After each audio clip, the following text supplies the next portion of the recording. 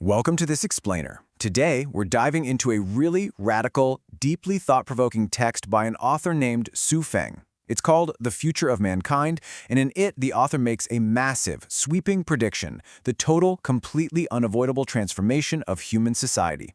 We're going to break down exactly what this source says is coming for all of us. We'll look at the dominoes the text claims are literally about to fall, explore the reasoning behind these bold claims, and basically walk through the author's step-by-step roadmap for this huge shift in how humanity operates. Okay, let's dive right in. The author argues that this massive paradigm shift isn't some distant sci-fi reality 100 years away. No, according to the text, these fundamental changes to how we live, how we govern, and how we interact could happen within just the next 20 years. We are talking about the immediate future here. The source suggests the groundwork for all this upheaval is already being laid today, accelerating so fast that it's going to fundamentally rewrite the rules of human existence before a single generation has even passed. To set the stage for these huge predictions, the text starts with a foundational idea about natural laws. The author poses a really simple but effective thought experiment. Who still sees ox carts on bustling modern streets? Well, nobody, right? Because cars replace them entirely. This source uses this historical transition to argue that societal evolution works exactly the same way. It operates totally independently of human will. According to the text, the march of civilization just cannot be stopped, delayed, or altered by any individual or country or powerful group. It's simply an inevitable force of nature. Part 1. Rethinking Marriage, the End of Traditional Bonds. So the very first major domino the author expects to fall is the traditional family unit. In the traditional era, the family acted as a necessary haven. It was a vital setup that helped people survive and thrive back then. But as we move into this modern, network-driven era, our social relations have become, vastly broader and infinitely more complex. And because of this monumental shift, the text actually posits that the traditional family has transformed into a massive burden. Rather than a support system, the author argues it now acts as the single biggest obstacle to a person's personal awakening and broader development in our interconnected world. To back this up, the text drops a pretty surprising historical claim that really makes you pause. The author points out that major spiritual figures across different eras and cultures, guys like Jesus Christ, Buddha Shakyamuni, and the celestial Laozi, they never actually advocated for marriage and family. They operated entirely outside of it. The argument the source makes here is that as humanity evolves and demands a higher, more enlightened quality of life, people are naturally going to start distancing themselves from these ancient, restrictive structures in pursuit of broader, totally unencumbered connections. Part 2. The Fall of Nations, the Shift in Global Influence. Now, moving to the macro level, the text argues that the internet has fundamentally stripped governments and major traditional media of their long-standing monopolies on public opinion. That power, which used to be held by a select few, has been handed directly to the individual. Today, anyone with a smartphone suddenly has the potential to influence the masses. The text argues that right now, a self-media influencer with millions of fiercely loyal fans actually wields a level of direct, daily influence that can totally surpass the appeal, reach, and trust of a traditional national government. The crucial point the author makes here is that as citizens increasingly tune out official, centralized narratives in favor of these fragmented self-media voices, the organizational ability of the state basically breaks down entirely. Without a unified public opinion, the authority of a nation fractures.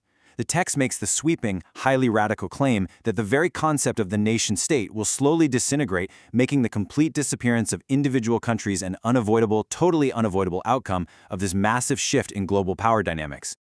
Part 3. Economics and Aging, New Systems of Care and Value. In this radically altered, borderless future, the text outlines a new core consensus based entirely on the principle of sharing. The underlying argument is simple but really profound. The higher the degree of sharing, the greater the intrinsic value. For instance, a person serving more people is considered more valuable to society.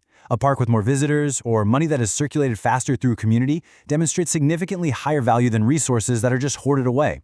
The author posits that maximizing the shared use of absolutely everything is what ultimately equates to a higher, more evolved level of human civilization. The author then applies this urgent need for shared, collective systems directly to how we age. The text argues that traditional models of elder care, things like relying on your kids for financial support or moving into conventional, isolated nursing homes, are fundamentally broken and just no longer suitable for our evolving world. Instead, the source claims entirely new, collective methods of care are going to need to emerge organically from this sharing economy. The ultimate goal, according to the text, is to build a system where everyone globally can enjoy their old age safely and comfortably as a common, undisputed human right. Part 4. AI and global migration, forcing a new way of life. Here, the author outlines a rapid, cascading sequence of events regarding technology that is truly thought-provoking. Step 1. Artificial intelligence completely penetrates every single aspect of daily life. Step 2. This extreme technological integration triggers massive, widespread job loss globally, basically rendering entire industries obsolete overnight. Step 3.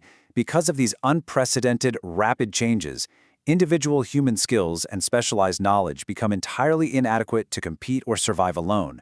And finally, Step 4. The text claims people will be literally forced to live collectively, pooling their limited resources and skills just to cope with the sheer unpredictability of this post-employment era.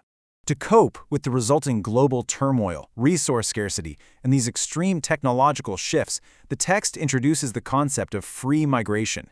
It defines this as the vital ability of citizens to migrate freely and continuously across borders, honestly much like migratory birds following the seasons, specifically to avoid localized disasters or famine.